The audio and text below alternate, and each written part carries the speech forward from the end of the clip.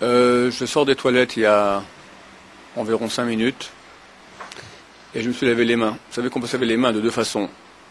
Al-Pi Halacha, il suffit de se laver les mains sous le robinet, il n'y a pas besoin de faire Netilat Yadayim. Pour avoir plus de pureté, alors c'est bien de faire 3 fois avec le kil, avec l'ustensile.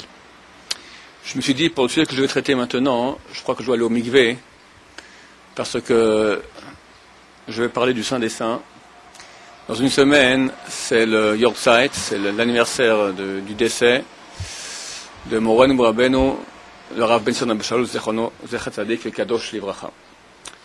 Donc le Rav Ben-Sion Abba Shaul est un des plus grands rabbinim qui est connu de notre génération, si pas le plus grand. Difficile pour moi de juger, parce que qui sommes-nous pour savoir qui, quoi, comment.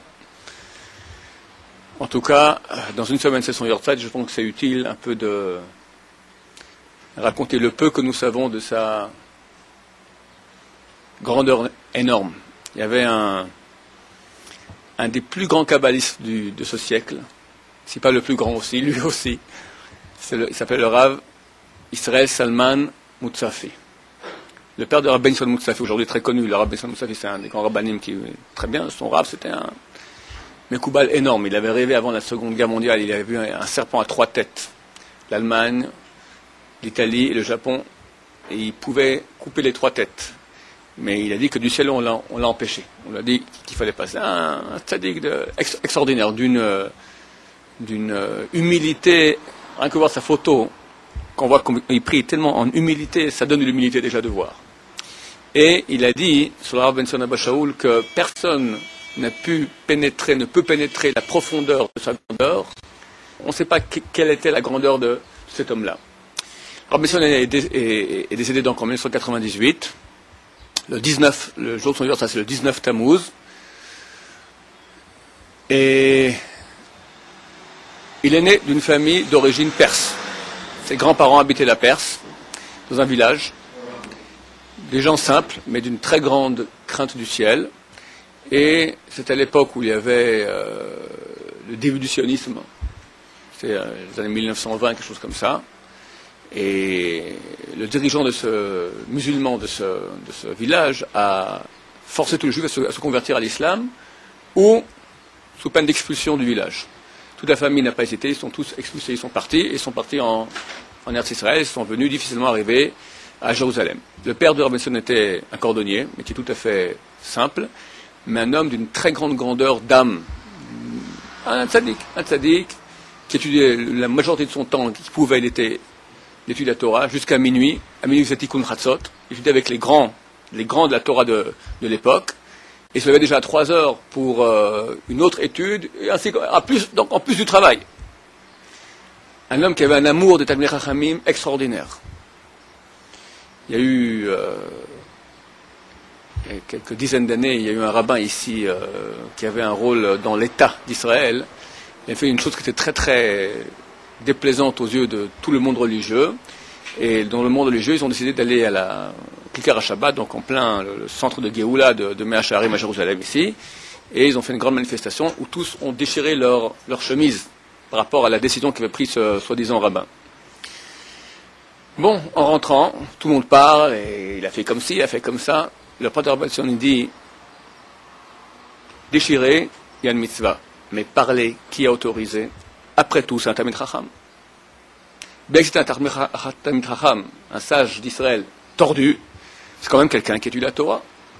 Il avait un kavod extraordinaire. Il a raconté une fois à son fils que lui, il était aussi, donc il s'occupait, le grand-père de Rav Ben-Sion, quand ils sont venus de Perse, ils ont monté une synagogue ici, qui s'appelle Ohel Rachel, qui existe jusqu'aujourd'hui, dans une synagogue où il y avait la façon de prier était de tous ceux qui sortaient, tous les immigrants de Perse. Et donc le père de Rav Ben-Sion s'occupait de cette synagogue, c'était le Gabbai. Et il était aussi Shaliach Tzibour. Il était connu comme étant un Shaliach Tzibour de très grande qualité, il pleurait en priant. Et étant aussi donc Shaliach Tzibour spécialiste, il savait reconnaître les erreurs de prononciation quand quelqu'un parlait bien prononcé. Il faut être un grand baki, un grand connaisseur en grammaire juive. Une fois, il a dit à son fils Rav Ben-Sion, très souvent je vois des Talmidei Chachamim, des sages d'Israël, qui montrent qu'ils font la prière, mais ils font des erreurs. J'ose pas leur dire, comment je peux leur dire? C'est un Talmid Chacham. Comment je peux aller, moi, petit que je suis, aller dire à un Talmid Chacham qu'il a fait une erreur? et un amour de la Torah, un amour de tout ce qui a avec la sainteté. Comme je dis, il s'occupait de nettoyer la synagogue, et un jour il est venu, il n'y avait pas de serpillière pour nettoyer, pour passer la serpillière par terre. Tout simplement, qu'est-ce qu'il a fait? Il a pris sa chemise, et il a trempé dans le seau de savon, et comme ça il a l'amour. Quand les Avrechim venaient, vous savez que sur la Teva, des fois ici en Israël, il y a des pics comme ça. À quoi ils servent? C'est pour mettre les rimonim. Pour mettre les rimonim, ce sont les grenades littéralement, ce sont d'accord des sortes de pièces en argent qu'on met sur le Sefer Torah. Et Avrechim très souvent venaient et posaient leur chapeau quand c'est pas la prière, tout ça. Tu as des pics comme ça, c'est idéal pour mettre le chapeau pour qu'ils tiennent bien. Lui, ça mettait hors de lui. Comment est-ce qu'on peut oser mettre un chapeau sur un instrument qui est là pour soulever, pour maintenir les instruments du Sefer Torah, la sainteté de la synagogue. La mère de Rabban Sion aussi était une grande sadéquette. Dès qu'elle a su qu'elle était enceinte de son fils, au début, je ne savais pas que c'était son fils. Il n'y avait pas à l'époque, il n'y avait pas les ultrasons, comment on appelle ça en français, il n'y avait pas à l'époque les échographies. Elle a eu, d'ailleurs, elle a eu beaucoup de filles. Ils ont eu beaucoup de filles. Le premier garçon qu'ils ont eu, c'est la Rabban Sion, d'accord, mais ils ont eu 4-5 filles auparavant. Chaque fois qu'elle savait qu'elle était enceinte, elle allait voir tous les chachamim, tous les sadikim, elle allait prier pour que ce soit un garçon et qu'il soit un tamid chacham. Elle allait passer des heures à l'entrée des yeshivot pour que son fils écoute dans le ventre la voix de la Torah. D'ailleurs, le Rabban Sion raconte que des fois il marchait dans la rue pour aller, tout coup, il passait près d'une yeshiva, il entendait la voix de la Torah, il s'arrêtait comme ça, pétrifié, il dit, qu'est-ce que j'ai envie de rentrer maintenant, quel bonheur j'aurais d'étudier maintenant la Torah. Ça marche bien, la Gemara par le Rabbi Yeshua ben Hanania. C'est marqué que sa mère, Ashrei Yolato, bien heureuse est sa mère. Pourquoi? Parce que quand il est né, elle a mis le berceau près, dans la yeshiva pour qu'il écoute Torah. La mère de Rabbi Sion nous raconte qu'elle aussi, elle s'arrangeait toujours pour que le berceau aille comme ça près de la voix de la Torah, qu'il écoute la Torah. Et quand les enfants sont nés, ils revenaient de l'école. Mais venez, je vais vous respirer. Est-ce que vous avez une odeur de Torah? Raconte-moi, qu'est-ce que tu as appris aujourd'hui? Une mère qui est inquiète que ses enfants soient des Tamid Chachamim. Je me souviens, j'ai eu la chance énorme de fréquenter beaucoup la famille du Rabban Sion. Et quand il parlait des gens. Alors on parle des gens, on fait des compliments. Il est gentil, il a de bonnes midotes. Mais le compliment, le suprême qu'on entendait dans cette maison, c'était Saint Tamid Chacham. Quand on est sur quelqu'un, Saint Tamid Chacham, ça veut dire c'était le nec plus ultra. L'amour de la Torah. Comme ça doit être. Tamid Chacham, c'est la Merkava, c'est le chariot de Akadosh Baruch Hu dans ce monde. Rabban Sion est rentré dans sa jeunesse étudier dans la yeshiva de Porat Yosef. Porat Yosef, c'est la yeshiva sfaradite qu'il y avait à l'époque en Israël. C'était le Ben Ishraï qui a demandé à un grand riche de Calcutta, à l'époque, c'est le Rav M. Shalom, comme il s'appelait, d'acheter un terrain près du Kotel, dans la vieille ville, dans lequel on étudierait le pshat, le sens simple, il y aurait une petite yeshiva dedans aussi, où il y aurait au moins 10 personnes qui étudieraient la Kabbalah. Ben Ishraï était très très grand Kabbalah. Et ce riche a fait beaucoup d'efforts pour arriver à acquérir ce terrain, construire une yeshiva qui était fantastique, très très belle. Elle a été détruite en 1948 lors de la guerre d'indépendance. Les Jordaniens ont conquis la ville de Jérusalem, la vieille ville, et la yeshiva a été détruite et elle a été déportée à Géoula. Aujourd'hui, que la vieille ville a de nouveau été reconquise, alors il y a deux yeshivas pour Yosef. Il y a la yeshiva de Géoula, et la nouvelle yeshiva qui est celle de Hiratika de la vieille ville. Quoi qu'il en soit, ce riche monsieur Shalom, a dit qu'il a souffert énormément pour arriver enfin à construire ce bâtiment à cet endroit-là, et que se procure un bonheur énorme de savoir que maintenant, près du Kotel, à l'époque il n'y avait pas grand-chose, il y a un endroit où beaucoup de jeunes étudient la Torah, et aussi dedans donc ces petits yeshivas de Kabbalah, qui plus tard sera la graine d'une autre yeshiva, le Rabbi Sion Abba Shaul. C'est un grand possèque, très féru au sang Kabbalah, mais il n'a pas le temps d'étudier suffisamment la Kabbalah. Qu'est-ce qu'il a fait? Il payait une dizaine de Avrechim, donc de personnes qui vivent la Torah, mais Avrechim, la moyenne d'âge c'était 60-70 ans, d'accord, des plus grands kabbalistes de Jérusalem pour étudier la Kabbalah dans cette yeshiva. Et il venait une fois par année leur faire un examen. Et il paraît que le Rosh Yeshiva de cette yeshiva de Kabbalah s'appelle le Rav Tawil, c'est un des grands kabbalistes de Jérusalem. Il préparait des semaines à l'avance le sujet sur lequel on allait parler, et il tremblait. C'est-à-dire que le Rabban Sion allait arriver pour l'examiner. Le Rabban Sion venait, il ne savait même pas de quoi, lui il ne connaissait pas le sujet, il venait comme ça, allez, quoi on parle, allez, c'est ça le sujet, et il commençait, examiner tout ça, tous. Bon, c'était un très grand Kabbalah aussi. Quoi qu'il en soit, donc, dans sa jeunesse, il étudiait dans cette yeshiva de Porat Yosef. Le Rosh Yeshiva s'appelait le Rav Ezra Atiyeh, Chacham Ezra. Le Rav Ezra Atiyeh, qui est originaire de Syrie, et qui a été, on peut dire, à l'origine de tous les grands rabbanim sfaradim de notre génération. Le Rav Yosef, bon, inutile de présenter, connu, qui est le plus grand rabbin sfarad aujourd'hui dans le monde, était dans la même classe que le Rav Ben Abba Shaul. C'était, je crois, la première classe qui a été ouverte là-bas, ou la deuxième, une des premières classes. Et le Rav Ben raconte que les deux partaient à la yeshiva le matin, depuis la ville nouvelle jusqu'à Vévis, c'était 25 minutes de marche à pied. Et que faisait-il dans les 25 minutes? Eh bien, il faisait par cœur tout le shiur qu'ils ont entendu hier du Rav Chacham Ezra, il leur faisait comme ça par cœur. Et quand ils sortaient, revenaient en ville, les deux ensemble, Chavruta sur la route, comme ça, ou vers Bader, il a mis ça d'étudier la Torah en route. On dit, juste en passant, que le Rav Ben Sion, il a plus étudié la Torah hors de la yeshiva que dans la yeshiva. Le pauvre, il a beaucoup souffert dans sa vie, il a fait beaucoup d'hôpitaux, lui, sa femme, énormément.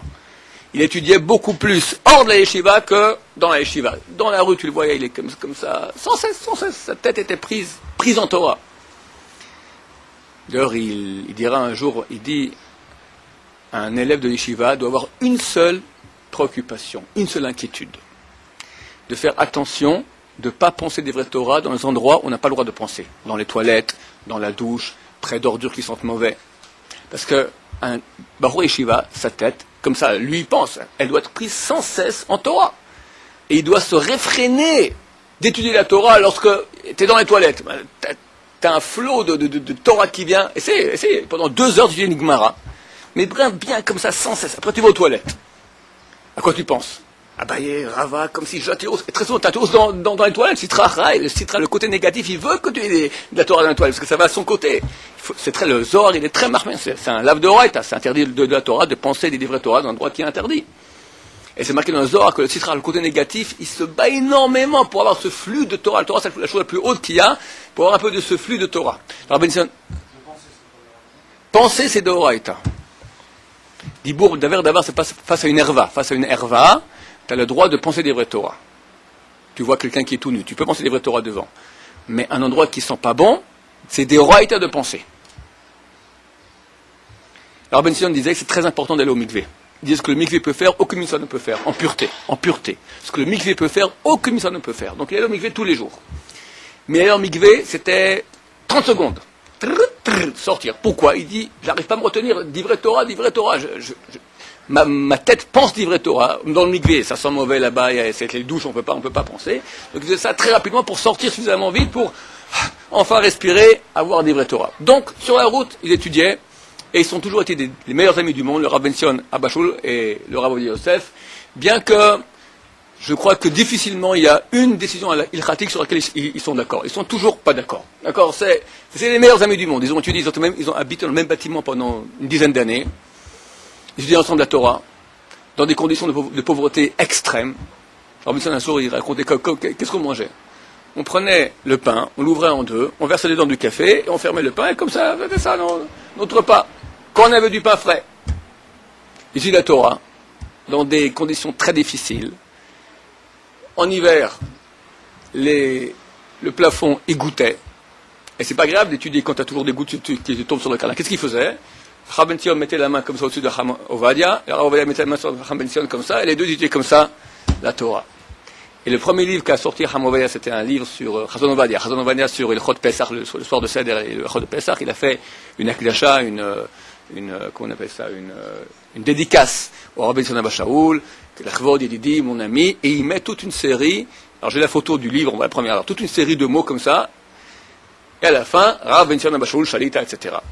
Son ami, Rav Yosef. Tous les Toharim, tous les compliments, le Rav, il y a qui le met, intelligent, Baal Midot extraordinaire, tout ça, toute une série de titres comme ça, ils sont tous effacés au stylo. On peut voir qu'est-ce que c'est, le Rav Ben Sion ne voulait pas qu'il y ait un livre chez lui à la maison où on le traite de grand chacham, etc., là, l'humilité.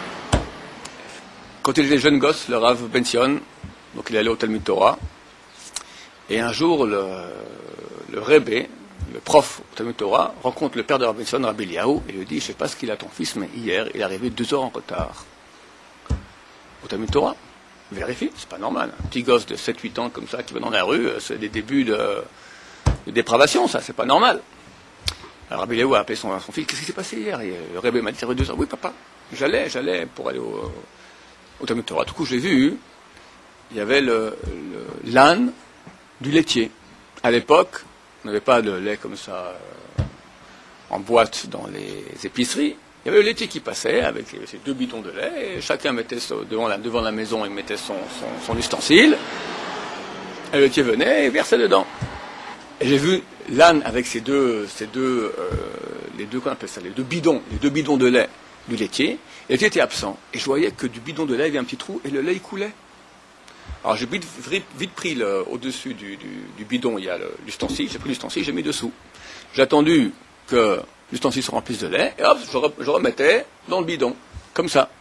2 heures ça a pris pour que le laitier revienne. L'amour, non seulement d'Israël, mais de l'argent d'Israël. C'est marqué, on a vu le Parashat Shavua, que Dieu, il a dit à Moshe, va, frappe, parle au rocher, pour qu'il donne de l'eau à Israël et à leurs troupeaux. Dit Rashi sur place, de là que Dieu, il fait attention aussi à l'argent, au bien du peuple d'Israël. Un petit gosse de 7-8 ans rate 2 heures d'école maintenant parce qu'il voit le lait qui coule. Il va dire, le laitier, le pauvre, il va perdre maintenant 3, 4, 5 litres de lait, je peux pas rester comme ça. Le 5e des 10 commandements, honorer son père et sa mère. Terrible commandement.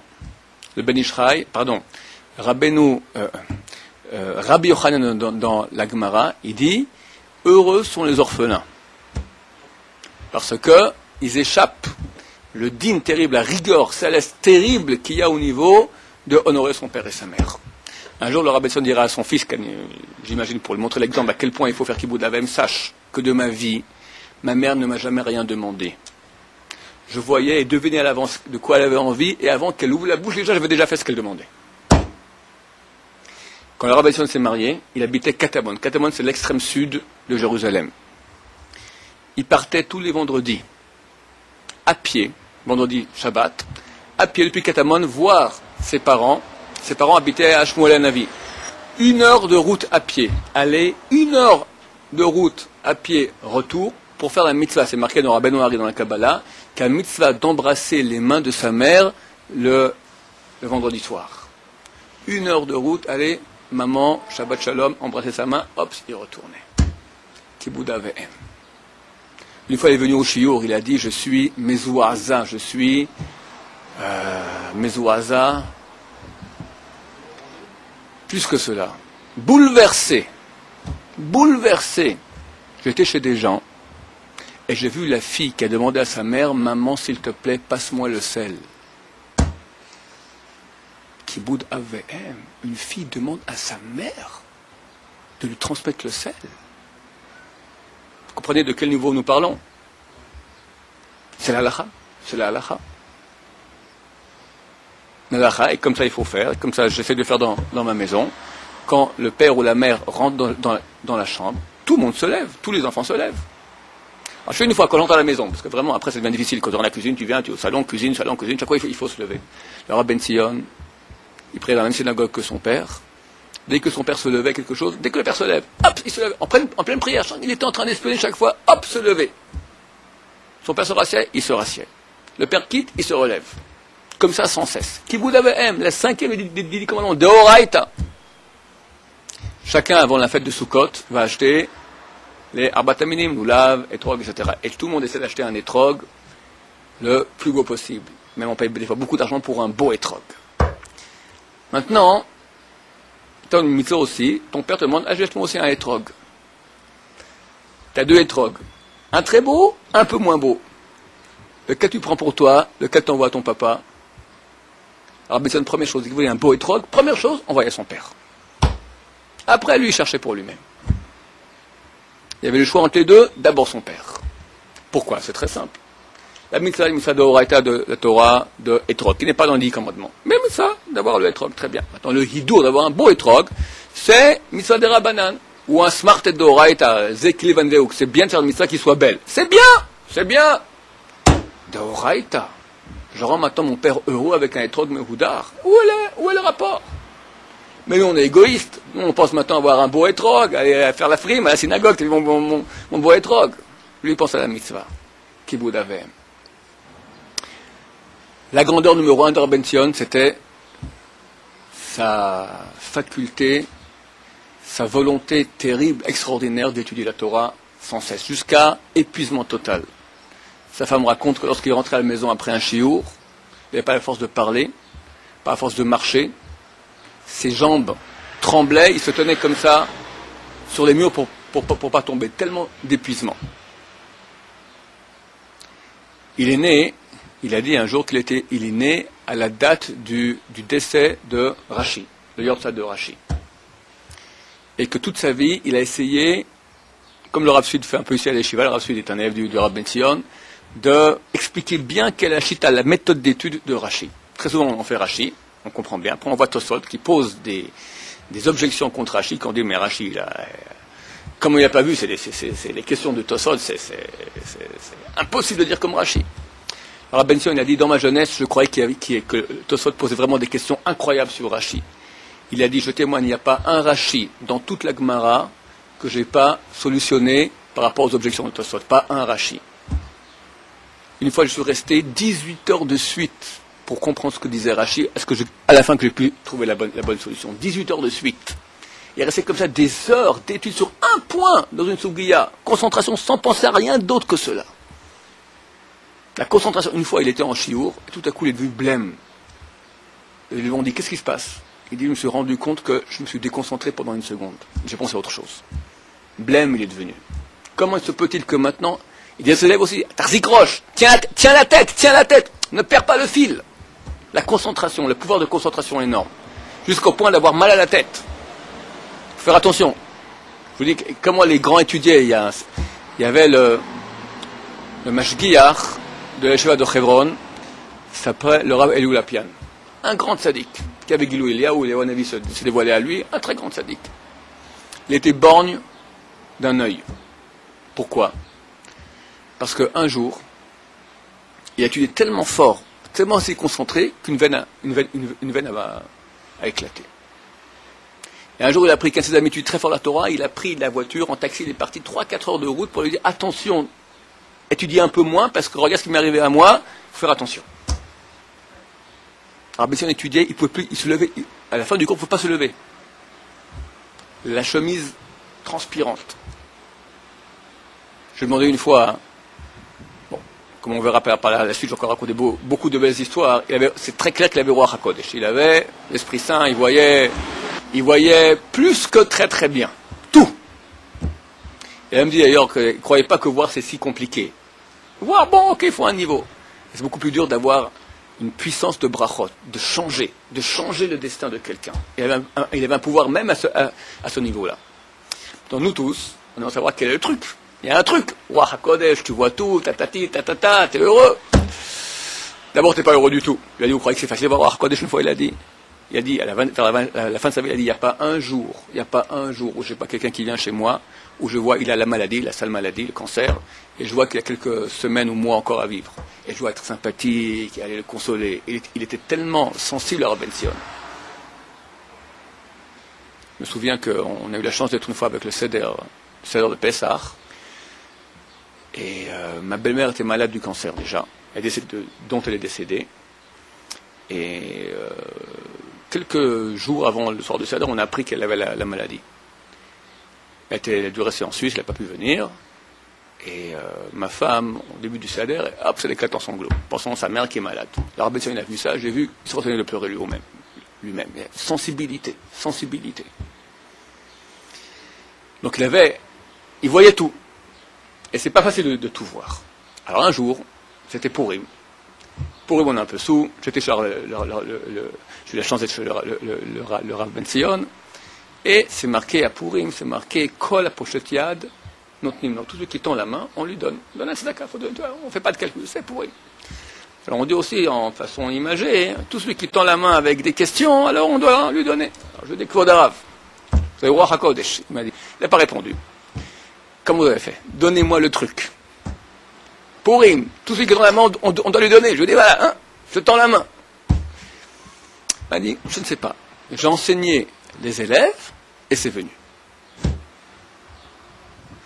Moi aussi, j'enseigne des élèves. Il y a des milliers de gens qui enseignent des élèves. Et pourquoi ça ne nous vient pas?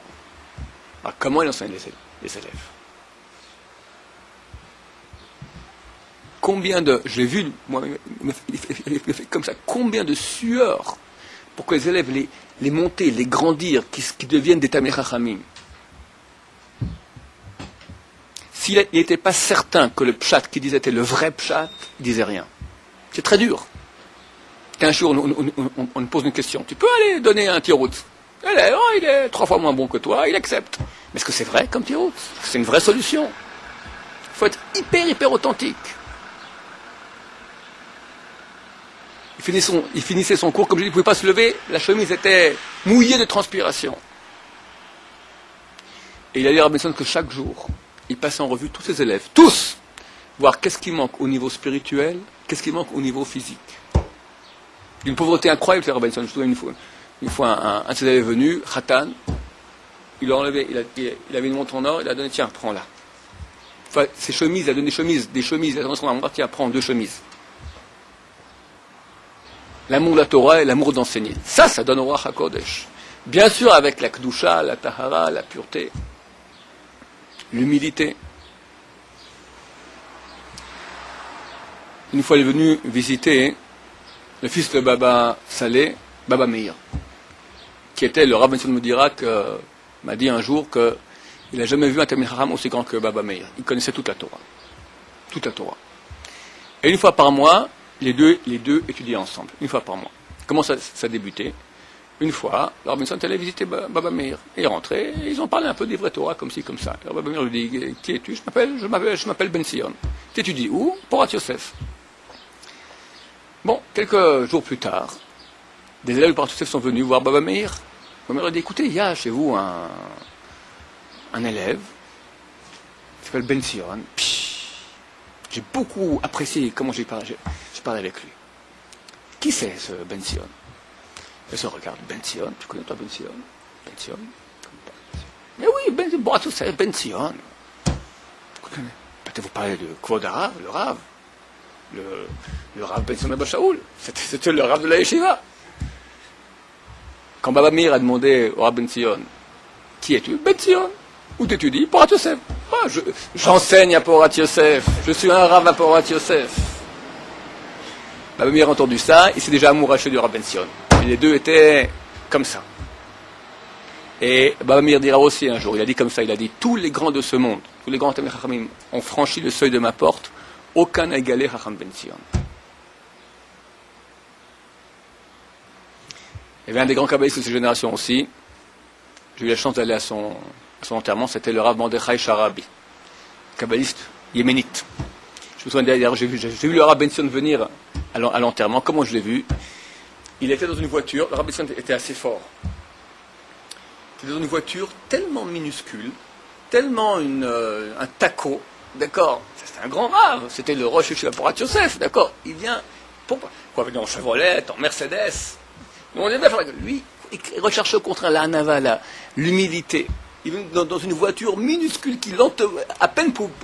Je me souviens encore, à peine elle avançait cette voiture. Rien qu'en passant pour son humilité, le Rav Ben Sion n'avait pas de voiture, il allait en bus. Il était moelle aussi, il était circoncisé, la circoncision. Il prenait le bus des fois à des heures, il partait comme ça pour aller gratuitement. Et à tous ceux qui l'ont enseigné de faire circoncision, il a dit, je vous interdis de demander de l'argent pour la circoncision, c'est une mitzvah, on fait pour la mitzvah. Un jour, il attendait le bus, et le bus s'arrête. Le conducteur jette une serviette au Rabbi, tiens, nettoie-moi la vitre. Rabbi Sion monte sur le pare-choc du bus, et il commence à nettoyer la vitre comme ça. Du coup, des gens ont vu ça, quoi d'arabe, descendez. Simple. Moi, il m'a demandé de nettoyer, pourquoi pas? Tu vois, le Gdol Ador, le grand de la génération, dans sa petitesse, dans son humilité, comme dit la Torah, c'est Moshe Rabbeinu. Vaïsh Moshe, Anav Meod, Mekol Adam Shapnei Adama. Et l'homme Moïse est le plus humble de tous les hommes qui sont sur la terre. L'humilité, c'est ça, la grandeur. Donc, je suis en train d'expliquer que la vraie grandeur d'Rav Ben Sion, c'était l'étude de Torah jusqu'à l'épuisement total. Bdikat Hametz. Vous connaissez tous Bdikat Hametz. D'abord, pendant 15 jours, tu bûches comme un dingue dans ta maison. Tu arrives complètement épuisé. Et après, il faut vérifier. Et pas vérifier, il y en a qui font comme ça avec la bougie. Une vérification normale dure entre 2 et 4 heures. Vérifiez pas un endroit de la maison que tu n'as pas vérifié bien comme il faut. Les gens, après cela, sont complètement ratatinés. Lui, après, il partait à la synagogue et finissait tout Masachet Psachim jusqu'au petit matin. Masachet Psachim, c'est 120 pages de Gemara, jusqu'au petit matin. Il raconte que le vendredi, c'était Kadosh chez lui. Le vendredi, il s'enfermait. Du matin jusqu'à ce qu'il y avait la sirène de l'entrée de Shabbat, il étudiait. Et dans les Shabbats longs qu'on a maintenant en été, ou Shabbat 30 vers 8 heures du soir, il finit une Masachet entière, il finit un traité entier. Et il dit, les jours de jeûne, c'était génial, pas besoin de manger. Donc tu gagnes au moins 1 heure de temps. Du matin jusqu'au soir, non-stop, il faisait une Masachet entière. Lui et Chamovad et alors Yosef, ils étudiaient Ben Azmanim ensemble. Alors tu as 3 semaines de Ben Azmanim, les vacances. Ils étudiaient ensemble, 40 pages tous les jours. 40 pages tous les jours de Gemara. Ça fait des gdolim. Le Rav, j'ai commencé à dire sur le Rav Mordechai Sharabi, qui était un très grand kabbaliste et qui a bien connu le Rav Ben Sion. Il a dit, sachez que le Rav Ben Sion, c'est un homme très très grand, et dans 10 ans, il recevra Ruach HaKodesh. Il a dit ça, c'était en 1173. Comme ça a dit le Rav Mordechai Sharabi, c'était en 1173. 10 ans plus tard, c'est 1183. En plein ce mois, maintenant nous sommes au mois, c'était vers le mois de mai-juin, il y a eu l'enterrement du Gahava, du Avbeddin, le responsable du Badat, Sfaradi de Jérusalem. C'était le Rav Yaakov Moutsafi, un des grands sages d'Israël. Le Rav Ben Sion a fait là-bas un espèce d'une oraison funèbre. À la fin de son oraison funèbre, il a eu une attaque cérébrale, une hémiplégie. Dès ce jour-là, il boitait, c'est très dur pour lui de parler, etc. Mais dès ce jour-là, le Rav Ben Sion a reçu Ruach HaKodesh. C'est connu. Dès ce jour-là, il a commencé à... On ne sait pas ce que c'est. On dit que quand on voit une très grande neshama qui rentre dans une personne, alors ça fait au niveau physique, ça peut faire des gros problèmes. Dès ce jour-là, le Rav Ben Sion est devenu quelqu'un d'autre. Aussi au niveau des psakim. Avant, il était très peur. Là, il commençait à couper, sans problème. C'était un des rares raves. Je me suis plaint il y a quelques jours aussi là-dessus. À l'époque, aujourd'hui, on avait des questions. Ah, Rav, oui, comme si, comme ça. Lui, il a coupé. Des trucs graves. Sans aucun problème. J'ai demandé une fois au Rav Ben Sion Abba Shaul, c'est aussi à Purim, à propos de la mystique juive. Il y a beaucoup de Baba, beaucoup de kabbalistes, machin, c'est très à la mode, hein. De Madonna jusqu'à Baba, je sais pas qui. D'accord? T'as toutes les sortes. Kabbalah, c'est très à la mode. Alors, je lui ai demandé, dites-moi qui aujourd'hui on peut compter sur lui que c'est la vraie Kabbalah. La Kabbalah, la vraie, la bonne. Il me répond pas. Je commence à citer tous les noms que je connais. Il me répond pas. Je lui dis, dites-moi un seul nom. Il m'a dit le Rav Sasson Mizrahi.